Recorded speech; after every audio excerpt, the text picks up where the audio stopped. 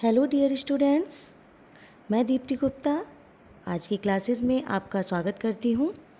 आज मैं आपको अध्याय 2 से संबंधित लिखित प्रश्न उत्तर बताऊंगी।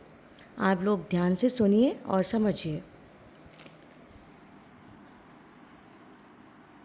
पहला प्रश्न है, गांव के तालाब की क्या विशेषता थी? गांव के तालाब की क्या विशेषता थी?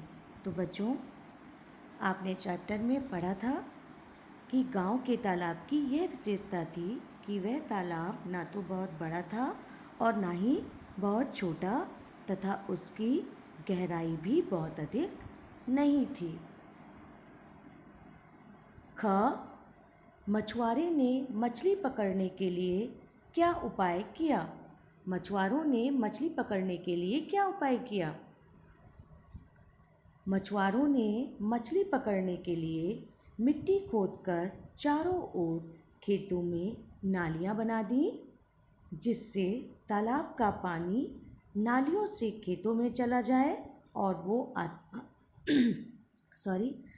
वो आसानी से मछलियां पकड़ सकें। तो समझा आपने? ग, दूसरी व तीसरी मछली ने पहली मछली की सलाह क्यों नहीं मानी? दूसरी व तीसरी मछली आलसी थी। वह तालाब का पानी कम होने का इंतजार कर रही थी। इस बीच पहली मछली तालाब को छोड़कर चली गई। देखा बच्चों, पहली मछली समझदार थी और वो तालाब को छोड़कर चली गई। दूसरी व तीसरी मछली ने उसकी सलाह को नहीं माना। घ, तीनों मछलियों का जीवन कैसा रहा? तीनों मछलियों का जीवन कैसा रहा?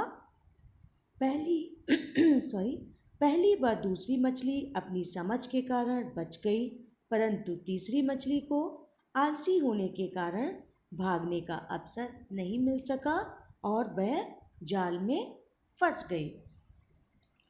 तो बच्चों, आप ये आंसर्स समझिएगा और याद करिएगा।